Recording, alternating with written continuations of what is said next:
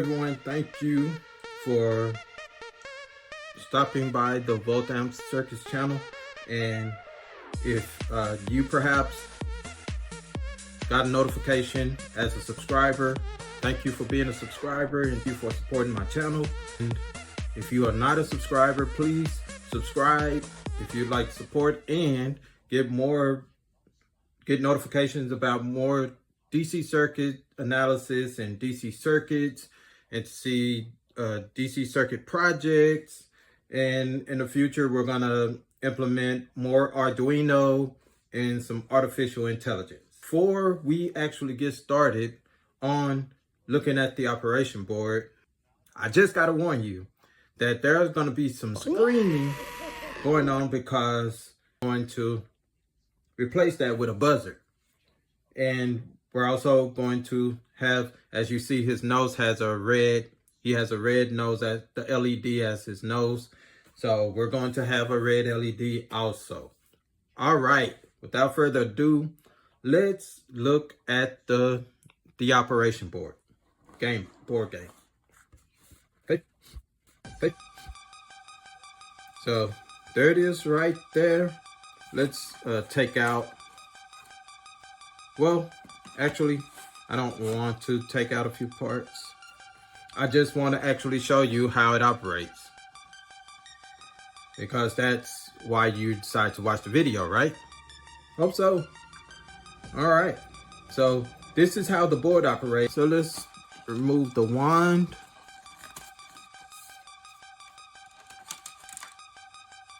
And that is it pretty much. So if you notice in the board, you see the shiny part that's around the inside right there, that is metal. So all of that is metal. And if you don't have a recent one, then that's why I'm explaining. So all of that is metal. And as you can see also, the handle to these little tweezers are metal also, which goes to ground. So that when you put these in here and you don't touch anything, nothing happens. But when you touch the metal that's around it, hopefully you heard the motor. Let's see. And as you see, the light flashes while the motor goes, and I'll explain that also. All right. So, and also another thing that you'll notice is that whenever the metal is touched, the red LED comes on and the motor comes on. Why is that? Because the red LED and the motor are connected in series, meaning that they're only connected to one wire that allows current, the full current, to flow through both of those at the same time. Now, that being said, let's look at the rest. So we touch this one, it happens. Let's see what happens with the next one. That one, the same thing happens. We're touching a totally different, completely different piece of metal that's allowing current to go to the red LED and then through the motor that's in there. And then let's look at what happens with the rest.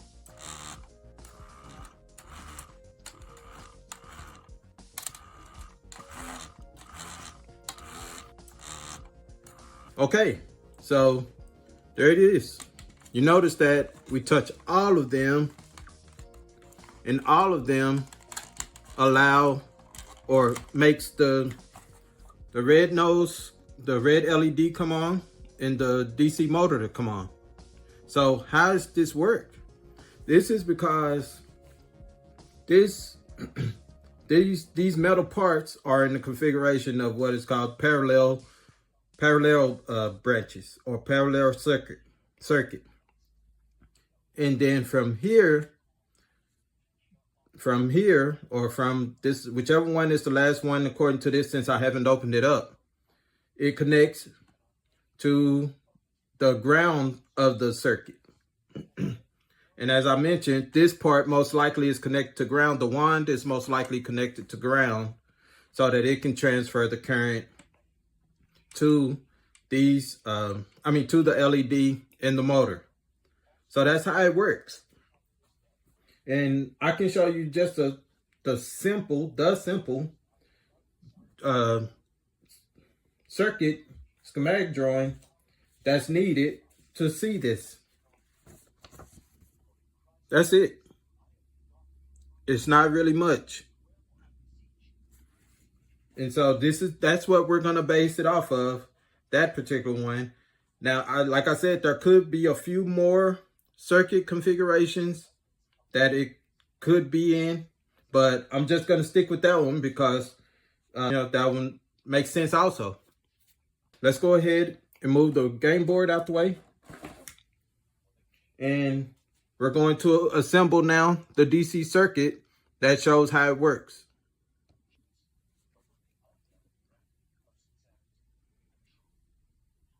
This is the buzzer, which is like 6 to 9 volt buzzer. And we're going to connect that from the board to ground, to the ground rail of the board, of the piece of the breadboard. Next, we're going to have a red LED that's around 1.7 to 1.9 volts. This is the positive, the long one that I bent. This is the negative. This one is going to go towards the speaker, and this one is going to go towards the rest of the circuit.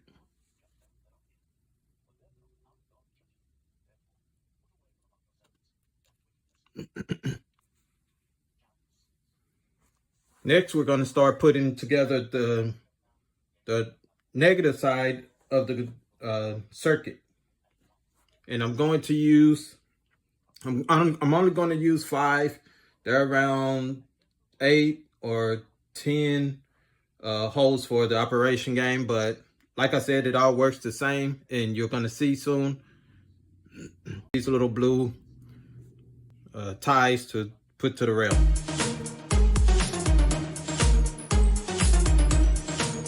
Or white, is what I was trying to say. So I'm going to go ahead and finish connecting those, and you'll see how it connects.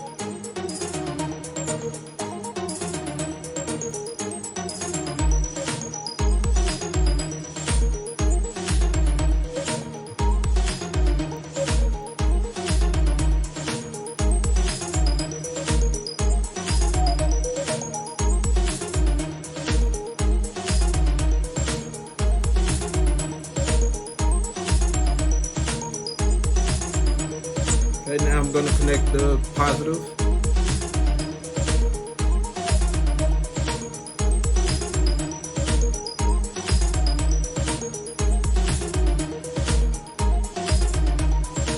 Which I'm using white.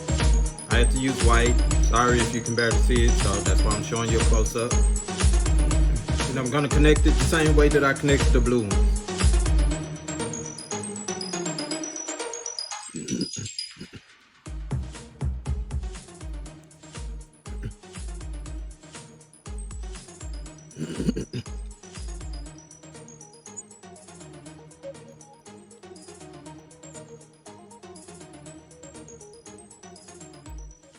Okay, there you have it. There's the circuit. Pretty simple.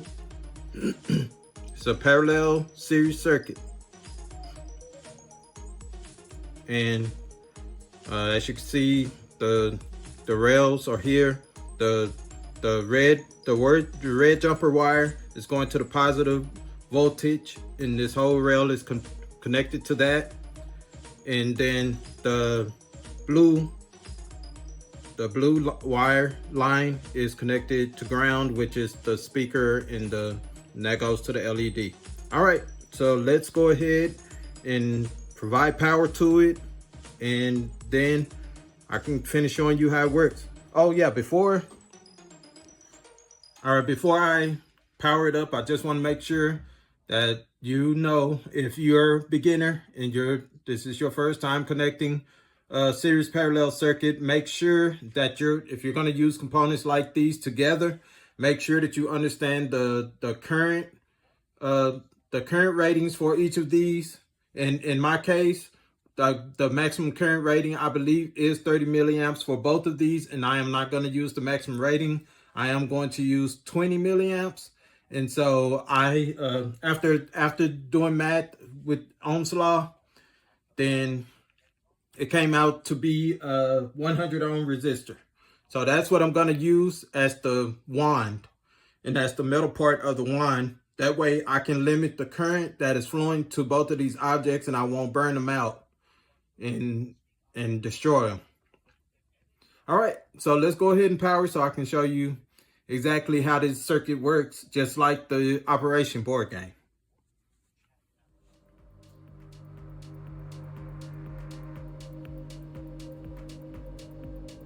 And if you don't know exactly how to use Ohm's law in order to figure out how to figure out the voltage or the current that's needed, or the resistance that's needed for your particular LED circuit or anything like that, then I just highly recommend, if you're not subscribed, please subscribe to this channel so that you can get more tips like these of how to figure out those type of formulas and things that you'll need for the components that when you're building a circuit.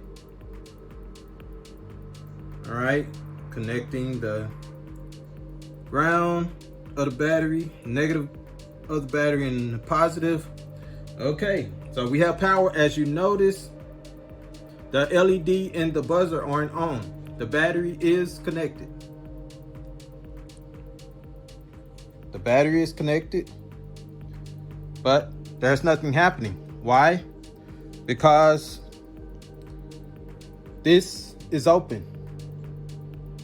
And since these two parts are open, no current can flow through any of these because all of these are open. And as you can see on the board, the same thing is happening here. That's why you don't see the buzzer going, or that's why you don't hear, that's why you don't hear the motor buzzing and you don't see the red LED on. Because as I mentioned, these parts act in parallel. They're separated from the power. They're separating the power or the red voltage of the power source from the ground. And that's the reason why no current can flow through this circuit until this metal wand touches it and allows current to flow down to ground of the circuit. And that allows, and once current flows through that wand, it flows through the motor and the red LED, turning them on. And as I mentioned before, there might be a transistor in there that's helping amplify the current for that motor. But yeah, that's the same. So as I'm trying to show you the similarities, this circuit works the same way as that does. It just doesn't have any metal like that. Just doesn't have the round metal like that. All it is, that's an open circuit just like that is open. And it only is going to allow current to flow through it once another piece of metal, in what we call is a short, is put across either of these two metal points, or these 2 points in which they call a node. So let's use our resistor. We have a 100 ohm resistor is what I calculated after using Ohm's law. So let's use our resistor to see how it works. All right, so let's put this resistor across the path of each branch of the parallel circuit to see how it works. Now this will be like touching the metal part of the particular hole on the Operation game when we do this. So let me just show you.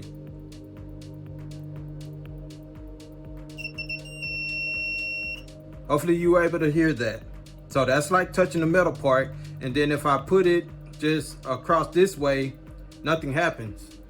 So that's just like the game when you're connecting, when you're able to put it in there when you're able to put it in to the board without touching the metal contacts, then that's like connecting the bones or putting the butterfly in, or whichever other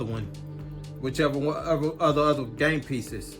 So this, when you touch it like this, that's like you're touching the metal of the game, and that causes the red light come on, as you can see, which represents the nose, and the buzzer I'm using as the motor in the place of the motor. So it doesn't matter which part of this circuit that I touch, it's going to buzz just like it would in the game.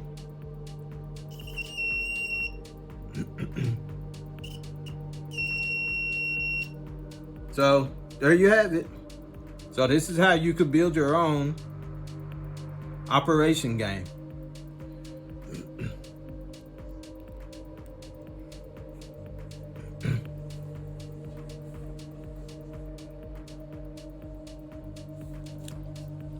Thank you for taking a little time to watch this video.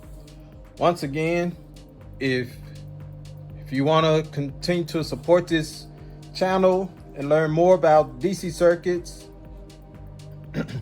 and other things that I'm gonna have going on in the near future, then please subscribe as a way of supporting me. Please like the video so that we can show YouTube that something interesting is actually going on at this channel. And hope you all have a safe day if you're in a different part of the country, in a different country, or a good night.